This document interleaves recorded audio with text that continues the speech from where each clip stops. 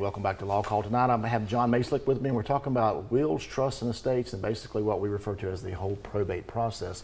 We do have another caller on the line, Joey from Bay County, with a trust question. Joey, go ahead with your question, please, sir.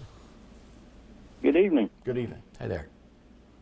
My question is, if someone dies and leaves you a trust, and you're unaware of this, how would you be made aware of that, not knowing? That's a good question. Wow. Stump John on that right? one, Joey. Well, and there's a little bit more to that, because I'm going to fill in a little couple of the blanks. Is what that ends up happening is someone probably leaves you something, some benefit out of that trust. It's the duty of the trustee to track down everybody who has something coming to them.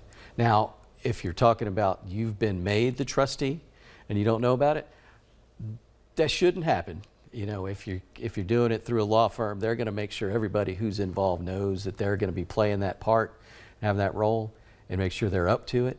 But sometimes it happens. People pull things off the internet and draft trusts and things like that. That may be a surprise to you as well as you know, to some of the folks that may be expecting things. But what generally happens, and it really is important, is that there has to be a copy of these things, and this goes for wills as well. You want to make sure that you, in creating these documents, make sure somebody knows where the originals are, and you preserve them. Well, and then it gets passed on. When you do pass away, they find it. But it sounds like Joey's on the maybe on the receiving end, and he just doesn't know about it, or he may not know if there is a trust. And so, how do you go about doing that? So, like, you know, we can file caveats with the court to let the court know. I guess not the court, but we'll file it with the court system. Let people know when you have a. If you ever have to file a claim or file your estate, you got to notify us, right? Because we may have a pending claim.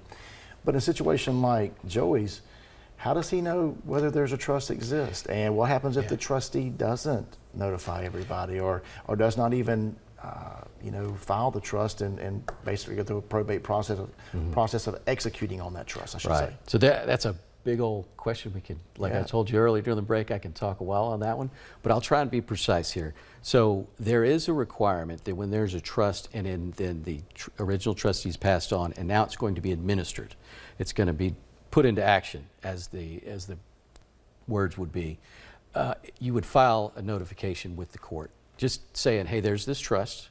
This is a copy of it over here, a certificate of trust that exists, just letting everybody kind of know that it's out there. That doesn't always happen. It should, I think. But the downside is you would have to go search each county clerk's office to see if one's filed in all of Florida, and there's 67 of those. So there's not a really good process on that. It is incumbent upon the trustee to find all beneficiaries. So if you're a beneficiary, they got to try and track you down, and they got to do their due diligence, and they're a fiduciary, which means they are required to do so. And if they don't, and you find out later, or if they aren't doing something, you know, they're doing something that's against the rules in the trust as it's laid out, you can bring them to court and enforce that against them. But John, again, it goes back to you have to have a copy of it to know what you're getting into. But if Joey's family member or his, you know, person of interest, I should say, if he feels like he's entitled to receive something, and the person passed away in Bay County, or maybe lived in Bay County their entire life, do you have to administer that trust in Bay County, or can you administer it in the other 66 counties besides Bay County? You know, it's, like I said, it's out of the court system. So it's not something that's going to be in front of a judge or anything like that unless there's a fight. And at that point, your jurisdiction rules would come into play. Who is the person bringing the claim? You know, the beneficiary that maybe feels like something's not going right, or if it's the trustee defending it, there could potentially be a jurisdictional dispute, and then the court settles that. But mostly you're not going to be in court. That's the beauty of a trust. On a will, on the other hand, you will be. There will be, and you will be noticed, and you can still challenge jurisdiction differently, because sometimes you pass away in one county but may have lived in another. Right. You can do that, but the trust has most benefits. Not knowing your beneficiary would be a detriment to them. Yes. Right. Wow.